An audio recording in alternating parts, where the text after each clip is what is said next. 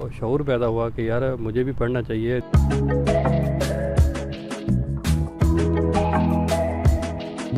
میں سارا دن دھوپ میں بیلچا کھرپا چلاتا ہوں۔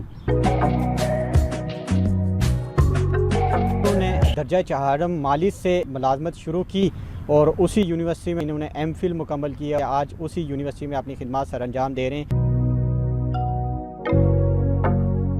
بسم اللہ الرحمن الرحیم۔ السلام علیکم ناظرین، عوامی خبر کے ساتھ میں ہوں سہیل مناس۔ ناظرین، آج میرے ساتھ پاکستان کا ایک ایسا باہمت نوجوان موجود ہے جنہوں نے درجہ چہارم مالس سے ملازمت شروع کی اور اسی یونیورسٹی میں انہوں نے ایم فل مکمل کیا اور ایم فل کر کے آج اسی یونیورسٹی میں اپنی خدمات سر انجام دے رہے ہیں۔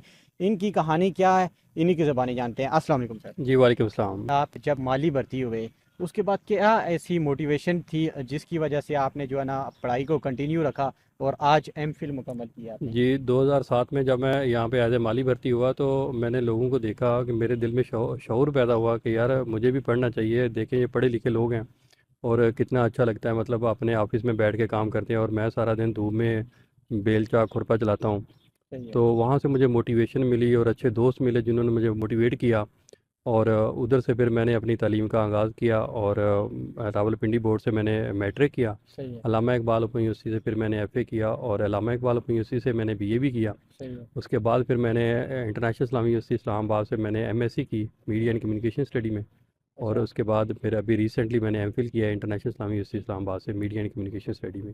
جب آپ 2007 میں مالی بھرتی ہوئے تو آپ کی ایجوکیشن کیا تھی اس اس وقت میں مڈل پاس تھا۔ ٹائم؟ مڈل پاس تھے۔ جی تو آپ کو والدین کی طرف سے کیا موٹیویشن تھی، انہوں نے جی کیا؟ بالکل، والدین کی دعائیں تو شروع سے میرے ساتھ تھے۔ وہ چاہتے تھے کہ میں کچھ کروں، میں کچھ بنوں۔ وہ کہتے تھے کہ یار آپ جو ہے نا، ہم آپ کو کسی اچھی جگہ پہ دیکھنا چاہ رہے ہیں کہ آپ کے پاس اگر آپ تعلیم حاصل کریں۔ تو میں نے بھی پھر ایک خواب لے کے آیا تھا گاؤں سے، میں نے بھی وہ اپنا خواب جو ہے نا وہ پورا کرنا تھا، اس لیے اس کے لیے پھر میرے پاس ڈگری ہونا ضروری تھی، اور اس لیے پھر یہ ساری چیزیں ساتھ چلیں تو، اور الحمدللہ جب ڈگری آئی تو اللہ پاک نے مجھے عزت بھی دی پھر۔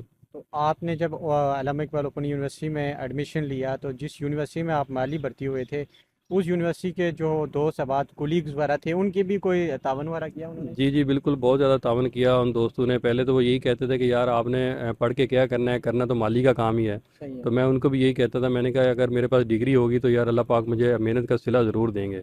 پھر اللہ پاک نے مجھے محنت کا صلہ دیا۔ میں نے محنت اور خود پہ یقین بھی تھا مجھے۔ کہتے ہیں نا کہ جب بندے کو خود کے اوپر یقین نہ ہو تو دنیا والے بھی یقین نہیں کرتے۔ صحیح ہے۔ بندے کو خود کے اوپر یقین ہونا چاہیے۔ مجھے یقین تھا کہ میں کچھ کر جاؤں گا، اور والدین کی دعاؤں کی وجہ سے ہی شاید میں اس لیول پہ ہوں آج۔ آپ مالی جس یونیورسٹی میں بھرتی ہوئے تھے اسی یونیورسٹی سے آپ نے ایم فل کیا اور آج اسی یونیورسٹی میں خدمات سر انجام جی دے جی بالکل، اسی یونیورسٹی سے میں نے انٹرنیشنل اسلامی یونیورسٹی سے ہی میں نے ایم فل کیا، اور ایگزام برانچ میں بھی میں کام کرتا ہوں ایز اے ڈیلنگ اسسٹنٹ۔ صحیح ہے۔ آپ کی شادی ہو چکی ہے؟ جی جی بالکل، میری شادی ہو گئی تھی اس وقت ہی جب میں مالی تھا۔ اچھا۔ تو میری مسز نے بھی بہت زیادہ مجھے سپورٹ کیا، صحیح ہے۔ تو آج الحمدللہ میں ایک سکسیزفل لائف گزار رہا ہوں۔ صحیح ہے۔ تو اس دورانیے میں یہ جو سفر آپ نے طے کیا ہے مالی سے جو ہے افسر تک کا سفر، اس دورانیے میں آپ کو کن کن مشکلات کا سامنا کرنا سر پڑا؟ جاب کے ساتھ پڑھنا آپ کو پتہ ہے کہ کافی مشکل ہے، اور ریگولر کلاسز لینی تو بہت زیادہ مشکل ہیں۔ فرسٹ ٹائم میں جاب تھی، سیکنڈ ٹائم میں ریگولر کلاسز لینی، صحیح اور ہے۔ پھر رات کو بھی اسٹڈی کرنا۔ یہ تقریباً 18-20 گھنٹے ڈیلی کے بنتے ہیں صحیح ہے۔ تھے، اور کبھی کبھی میں ڈسہارٹ ہوتا تھا کہ یار یہ کیا صبح سے لے کے رات تک جو کام ہی کرتا رہتا ہوں۔ صحیح ہے۔ تو دوست مجھے موٹیویٹ کرتے تھے، تو پھر میرا ایک حوصلہ جو ہے نا بڑھتا تھا۔ ڈیولپ ہوتا تھا، پھر میں شروع کرتا تھا، اور الحمدللہ پھر اس حوصلے اور پختہ یقین کی وجہ سے ہی شاید میں نے پھر ہر چیز، ہر گول اپنا اچیو کیا۔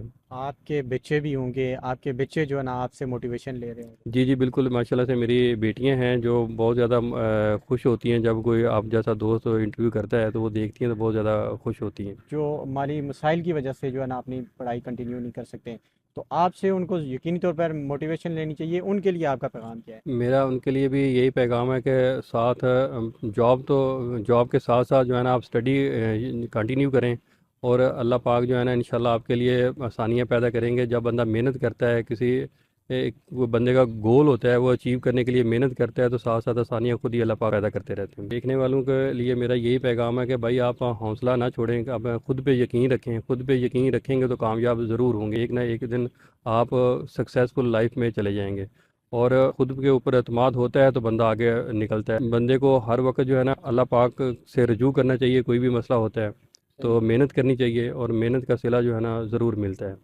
ناظرین، یہ ہے ریئل فیس آف پاکستان. وہ کہاوت ہے کہ ہمت مرداں مدد خدا.